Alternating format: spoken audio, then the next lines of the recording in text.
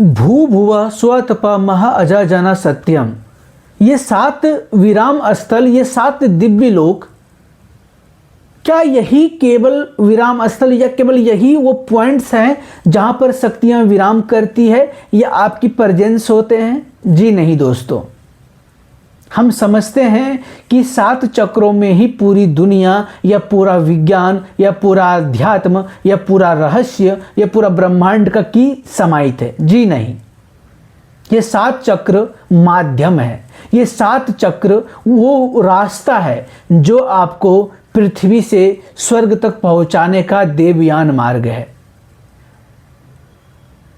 क्या इन सप्त चक्रों की शुद्धि या इन सप्त चक्रों का भेदन करना इतना आसान है?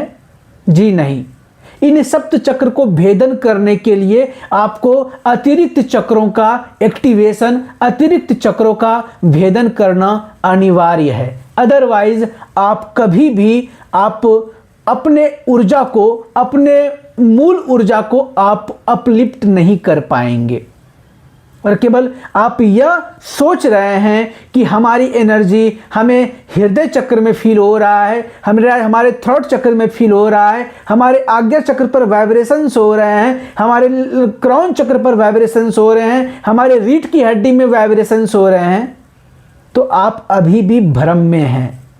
सत्य वो नहीं जो आपको लग रहा है, क्योंकि रियल सत्य वही है। पहले आप देखिए कि आपकी मनोदशा, आपकी मनोस्थिति किस पॉइंट पर है। क्या वाकई में आप, अगर आपकी ऊर्जा रूट चक्र से ऊपर उठ करके सैक्रल चक्र पर आ चुकी है, तो आप देखें झांक करके अपने अंदर, क्या आप रियली में रूट चक्र से अब ऊपर उठ पाए हैं? रूट चक्र क्या है? डर, फियर।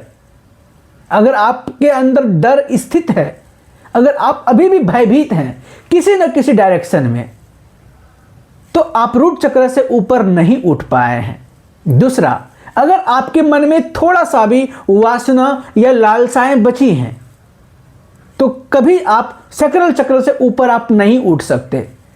जब आप उससे ऊपर उठ ही नहीं सकते, आप वहां पर आप पहुंचे ही नहीं है, तो आपको लगता है कि हमारे कुंडलिनी चक्र एक्टिवेट हो गए हैं। नहीं दोस्तों, ये स्पिरिचुअलिटी, ये अध्यात्म हमें अपग्रेड करने के लिए जरूर है, हमें ऊपर उठाने के लिए जरूर है,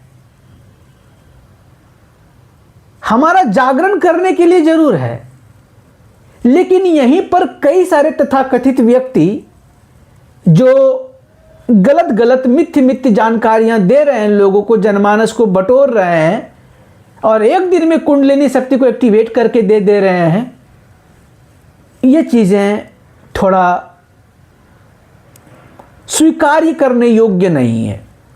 जरा आप सोचिए, जिन शक्तियों को साधने के लिए इंसान को वर्षों तक तपस्या करनी पड़ती है, इट मीन्स अगर आपको अपने सेक्सुअल ऊर्जा को ऊर्ध्वगामी करनी है ना, how to raise sex energy convert to spiritual energy, अगर आपको अपने सेक्सुअल एनर्जी को स्पिरिचुअल एनर्जी में कन्वर्ट करनी है, तो आपको इन ऊर्जाओं को अपलिफ्ट करना पड़ेगा, अपग्रेड करना होगा।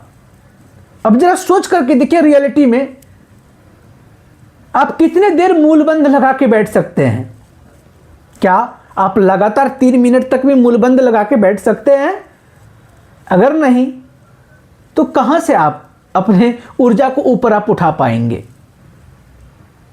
दोस्तों, कई सारी चीजें हैं, इसीलिए गलत जानकारियां के मध्य ना फंसें और